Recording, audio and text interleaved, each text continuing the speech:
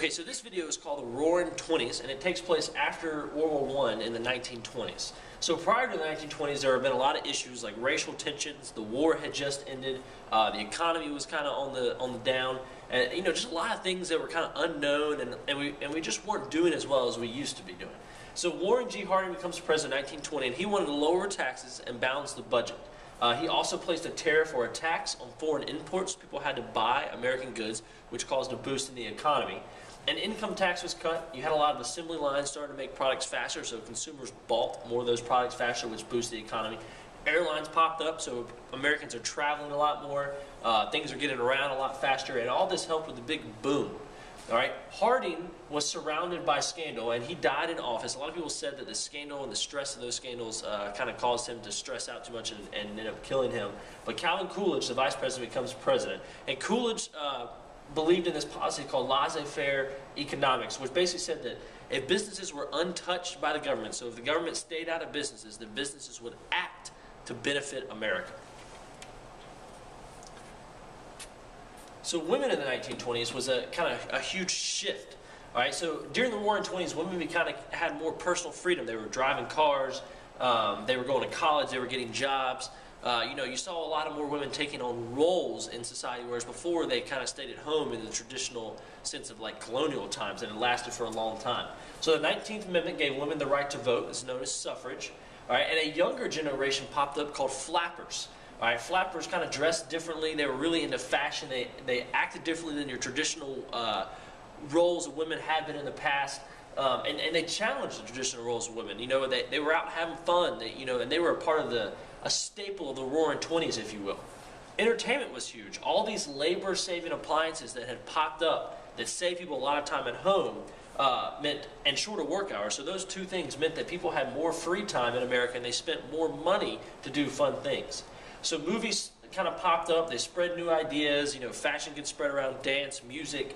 The radio increased, and so a lot of people started listening to radio and radio shows. Jazz was a huge music time, came out of this, and radios helped to spread the sound of jazz around America. But during the Roaring Twenties, Prohibition and organized crime popped up, as you saw in that video we watched earlier. And in 1920, the 18th Amendment banned the manufacturing and sale of alcohol in the United States. It became commonly known as Prohibition.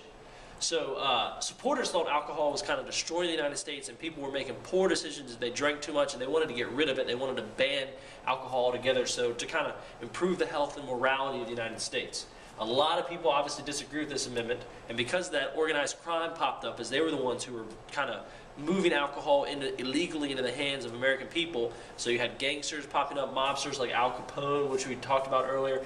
But eventually Prohibition was repealed in 1933 by the 21st Amendment, so alcohol was allowed back in the United States. So what was life like during the 1920s? Well, there were a lot of advances in transportation. Cars are no longer made just for rich people. A lot of people were starting to buy cars now, thanks to Henry Ford. Planes were popped up. Urban growth, cities and suburbs were booming. People were living in neighborhoods, commuting to work. You had household living improved with appliances. So, people were doing things more efficiently in the house, and you kind of had what your more traditional house looks like today. And these advancements meant a boom in business, and there was a desire to have money and be prosperous for people that had never really had that concept before.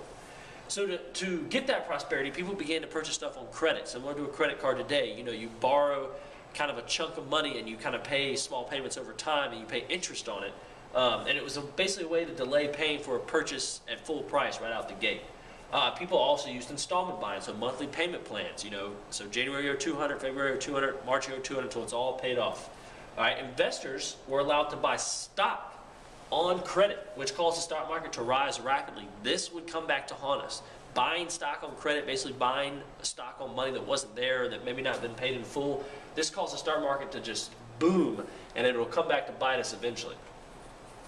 Unfortunately, during this time, you had a lot of racial tension, as we saw in that video as well. A lot of race riots, the race riots of Chicago and stuff like that. But during the 1920s, more and more African Americans, despite that racial tension that we saw in the video, they continued to move to the North looking for more opportunities and to kind of escape this, extreme discrimination in the South. Unfortunately, they ran into it in the North as well. While some African Americans did did get some of those jobs and those economic opportunities, a lot of them were very much discriminated against in the workplace and in their living areas. And fortunately, the NAACP was founded in 1909, and their job was to combat these racial issues and work to get the equality for African Americans in America. They were working on voting rights and equal rights for African Americans all over the United States. The Harlem Renaissance is a cool thing that came out of the Roaring Twenties. By 1920, most of Harlem, New York were African Americans. It's on the west side of New York City. So during the 1920s and 30s, Harlem became kind of a cultural center. You had music coming out, art coming out, sculptures, painting, poetry, writing, novels, all this stuff just blasting out of Harlem. All these very talented people were gathered in one area producing all these amazing works. So Harlem worked with organizations to promote equality with the NAACP and all this stuff, but they wanted to promote the great works of all these African American artists and musicians and writers and all this stuff.